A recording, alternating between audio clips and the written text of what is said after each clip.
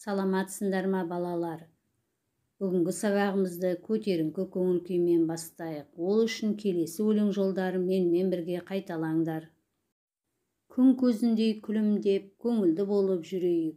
Бүгінгі болар сабаққа жүректен ақ жол тілейік.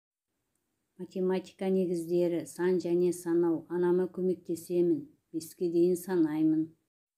Балалар, бұл көріп отырғандарың 1-ден 5-ке дейінгі сандардың таңбасы. Ендеше біз бүгін 1-ден 5-ке дейін санап үйренеміз.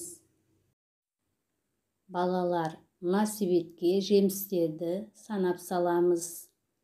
1 алма. 1 санының таңбасы. 1 саны 1 бірліктен тұрады. 2 алмұрт. 2 санының таңбасы.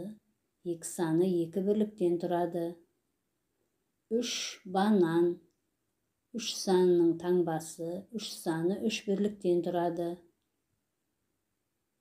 Ал мынау 4 ананас.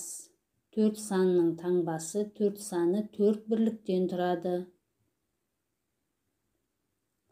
Ал бұл 5 қызанақ. 5 санының таңбасы.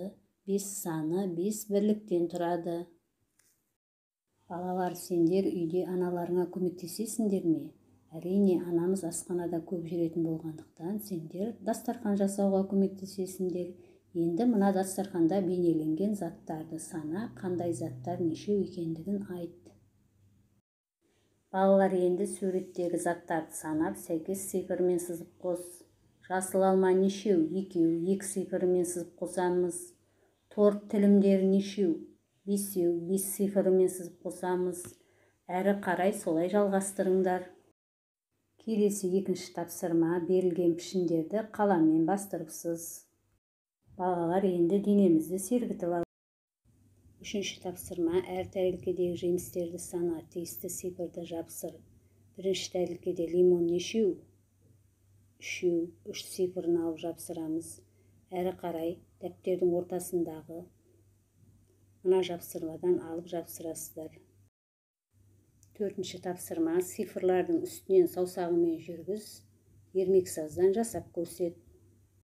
Балалар, бүгін біз 5-ке дейінгі сандарды санап, оларды меңгердік.